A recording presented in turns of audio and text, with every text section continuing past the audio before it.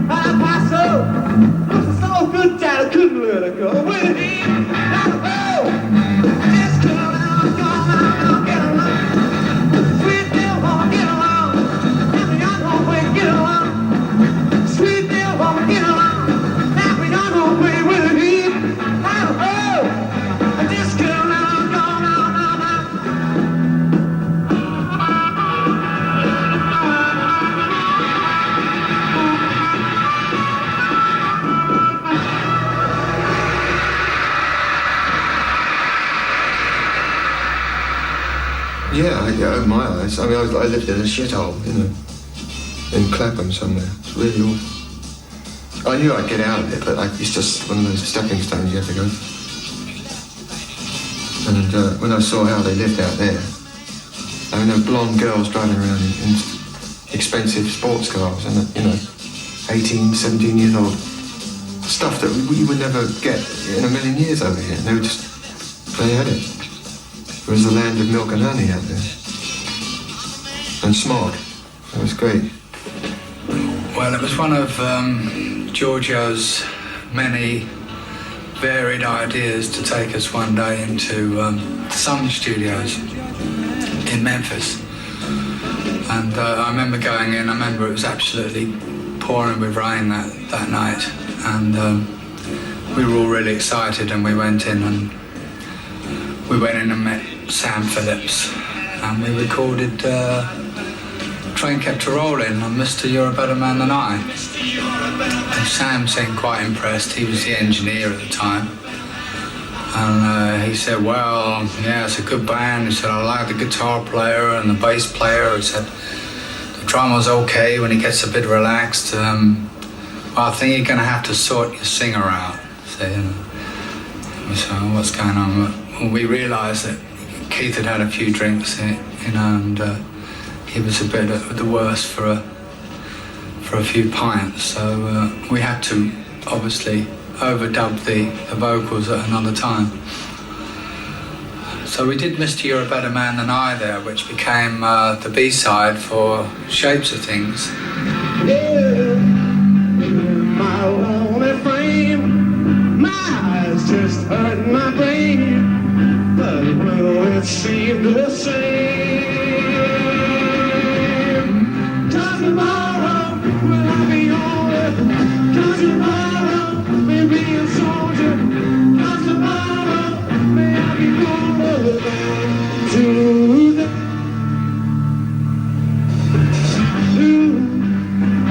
That I will find, I'll stick within my mind. That won't disgrace my God. Oh, to your hearts and hands, please don't destroy these lands. Don't make them desert sand.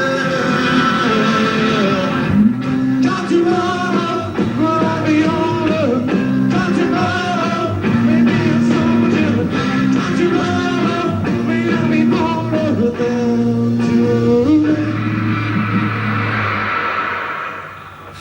So when we came to Over, Under, Sideways, Down, Jeff actually played the bass, I played the drums, and then we came up with a tune and came up with the words.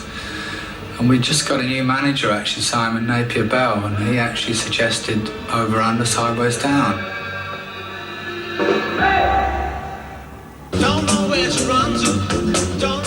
We learned a lot about recording with Roger Cameron at Adbishop. So we worked from Monday through till Friday, about 8 hours, 10 hours a day. Good.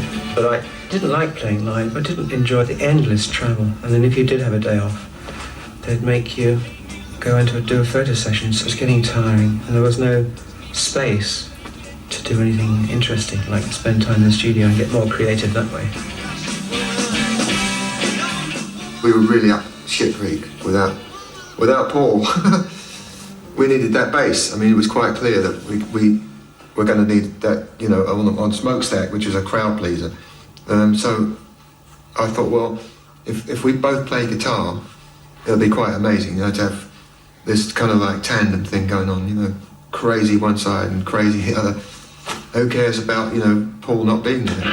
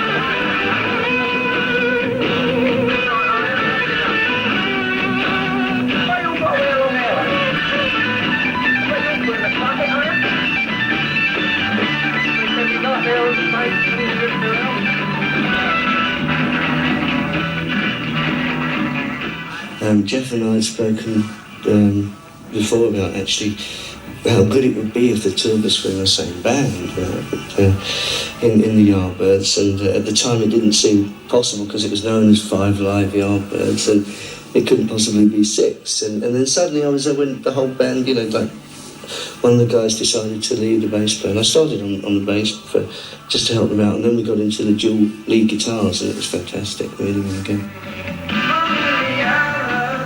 Antonioni, it was a pompous oaf, I didn't like him at all. Everyone was calling him Sir, and I couldn't understand why. And the film was a bit of a joke anyway, and it was all based on his vision of London, which was a bit of Hemmings. I mean, Hemmings was supposed to be Bailey, and we were supposed to be The Who. Why didn't he use those people and make a proper documentary instead of this crackpot sort of joke, you know? Blow Up went on to become, you know, a film that epitomised apparently this sort of, you know, swinging London scenario, you know. Again, it was the Yardbirds finding themselves in this space and, you know, just doing it.